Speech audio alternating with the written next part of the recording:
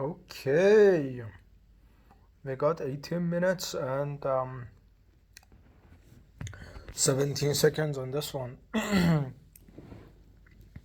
Yeah, it's quite fine because I'm thinking about counting my days left. Is it like 135 something days? And after that, I'm dead. Wow, shocker. Yeah, no one gives a shit. It's I wonder why am I even doing this? Okay, one reason would be that I wanna die with a bang, but um, death is not a bang, so why else? Maybe I'm just bored and maybe I'm waiting for a miracle to save me and undead me, and I'm gonna say, wow, I recorded 3, 4, 5 months of me counting down to my death and I didn't die. Wow. And yeah, it's just like maybe it's the author in me, the writer in me, that everything needs to have some purpose. Even every day of dying is the structure of a story to being born. But yeah, or maybe I just want to yap. Maybe that's the thing that I actually don't give a shit about anyone, and in reciprocity, in return, no one should by default give a shit about me anyways. So yeah, and it's funny because on one hand I'm afraid to die because if not I would be dead already. So why not? And on the other hand, it's like I can't wait to die because yeah, it's just like bullshit. And like look at like how many people are around me. Like I just talked to a girl and she was like worried about the exam. Another one was worried about her child. Some guy was worried about his salary. Someone about girlfriend, boyfriend. It's like okay, like what is it? Like it's like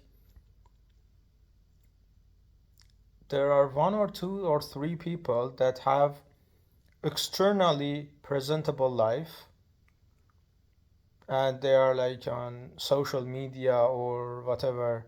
It's your fucking Alex Hormozy, it's your fucking, to be honest, not even Elon Musk, because that guy is just in utter agony. If you actually wanna call someone lucky in the whole world, not even lucky, like actually living, is like maybe Hormozy, because at least his external life is presentable. Elon Musk doesn't have a life, not even external, like shallow, presentable life. Like, guy is so depressed that plays video games obsessively that he's like top of 3 or 4 games, posts obsessively on his own platform, promoting himself every single second of the day, sleeps 5 to 6 hours, and is like what, 40, 50, 60? The Zuckerberg thing as well is like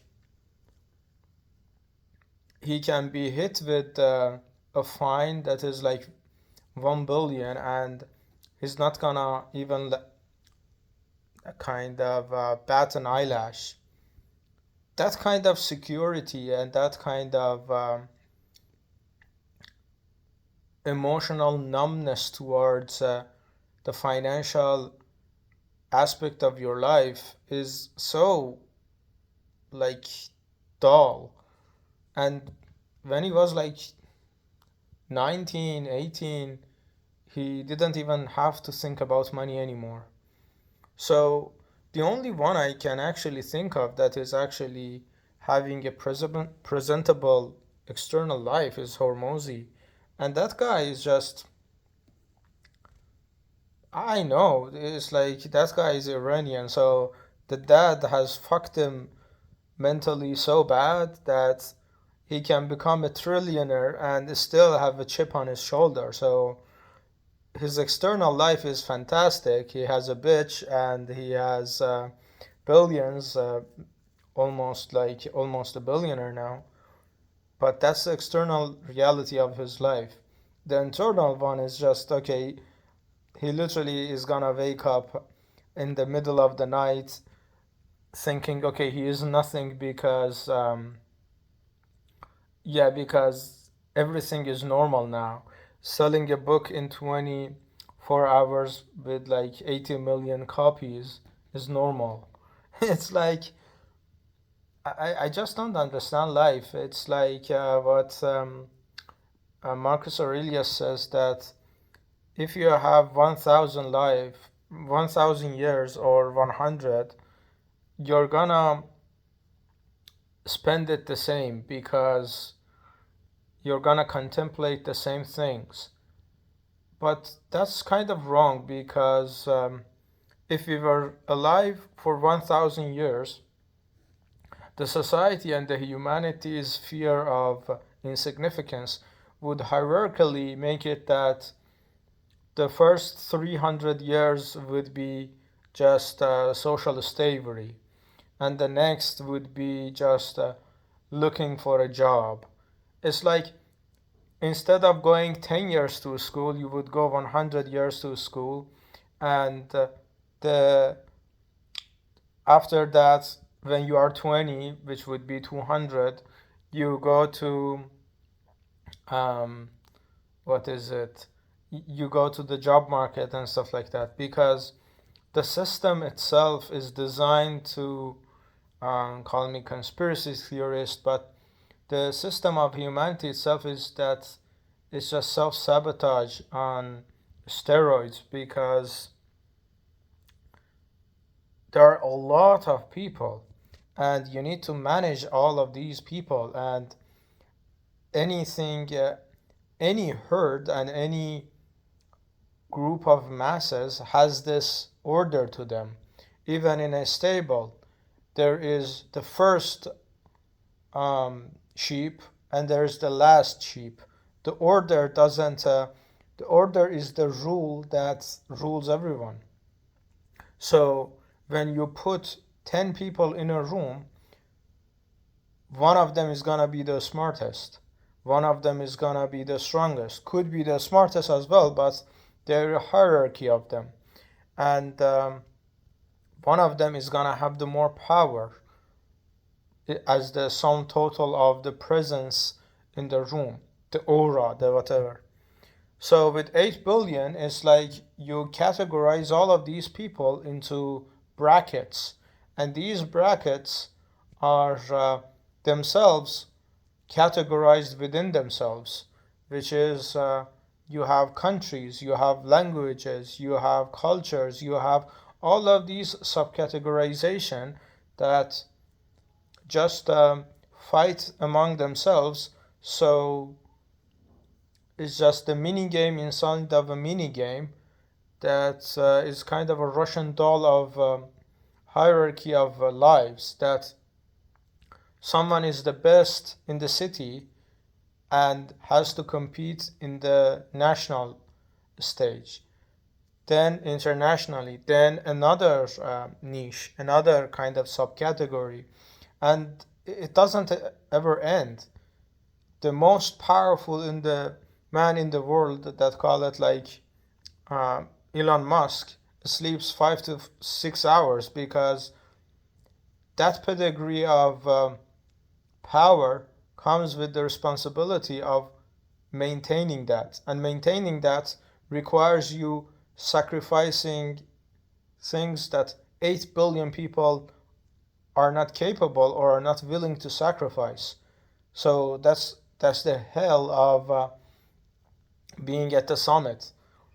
But if you literally find a soft spot of existence that you are gonna have optimal existence internally and externally, that doesn't even exist, because it's like you need expertise, you need 20, 30, 40, 50 years of experience to have the external reality of external kind of vastness.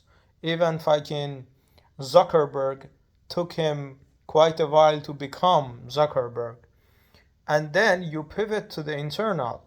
But the internal is also feeding off of the external situations. If you have never been poor, you're not gonna feel richness inside. You can be rich all you want outwards, but inside you're not gonna be rich.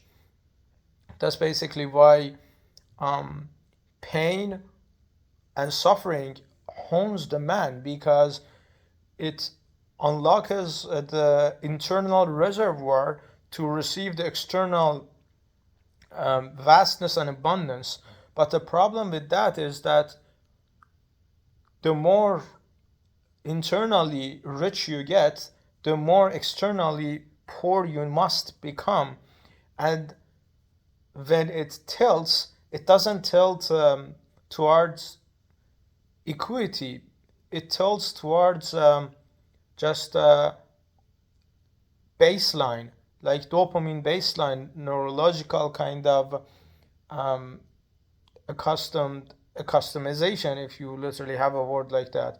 So it's like inter- internal reservoir of riches is built through, let's say, 5 to 10 years of suffering. And then when the suffering vanishes externally, you're gonna feel the external vanishing point of the suffering other than 1 hour, 1 year max. Everything is gonna stabilize to the new high. And the moment you go lower than that, it's gonna even hit you harder. So you don't actually get to win, because it's like you climb a mountain for 3 to 4 hours and you have 5 minutes of staring back down and soaking all in the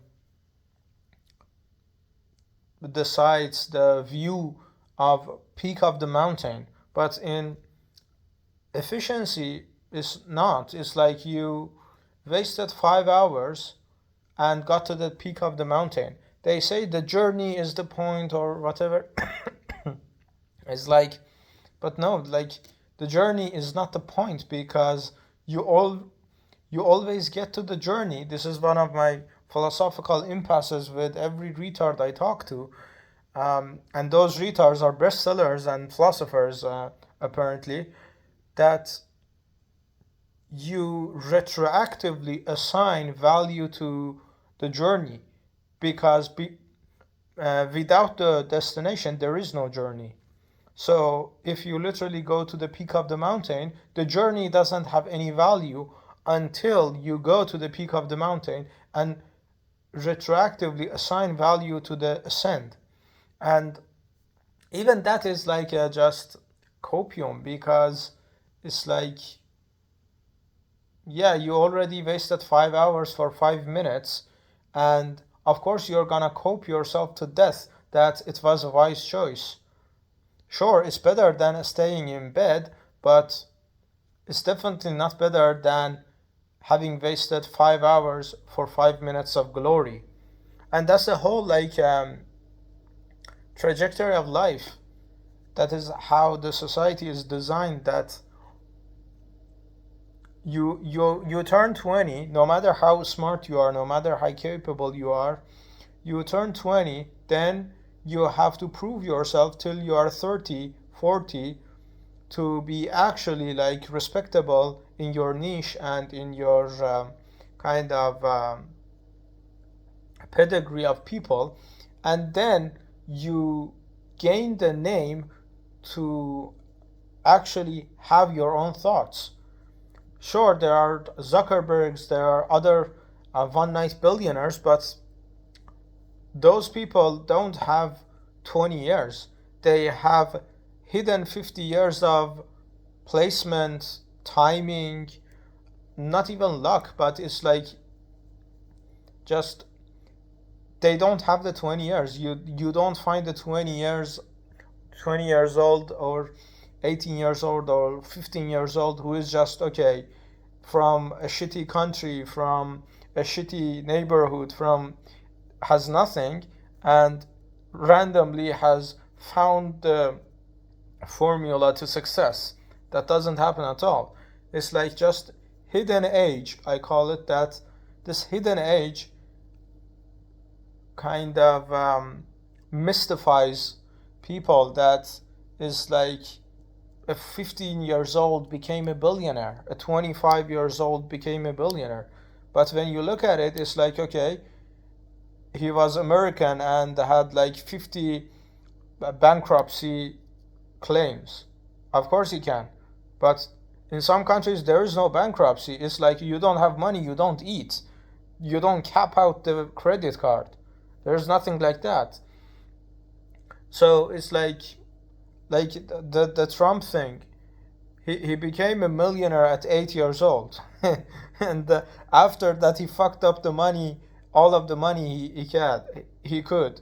Or the Nabokov, the writer, he literally was a prince of Russia in money and in monetary gain, and then he was miserable for 20, 30, 40, 50 years because he was just so fucking soft that he couldn't even handle his own expenses, despite all of the reservoirs of connections and skills he learned at a very early age. My guy was trilingual at the age of 8 and still was fucking broke. In comparison, I became a trilingual at age of 18. It doesn't hit you the same because it's like I wasted 10 years to learn one skill or a couple of skills without any kind of privileges. My guy was like tutoring in the tits of his Russian doll that he was learning languages while sucking on the waitress's tits. Yeah, but it's like life doesn't make sense when you look at it this way. It's like you put immense effort for nothing, and the nothing you get, you need to cope to death.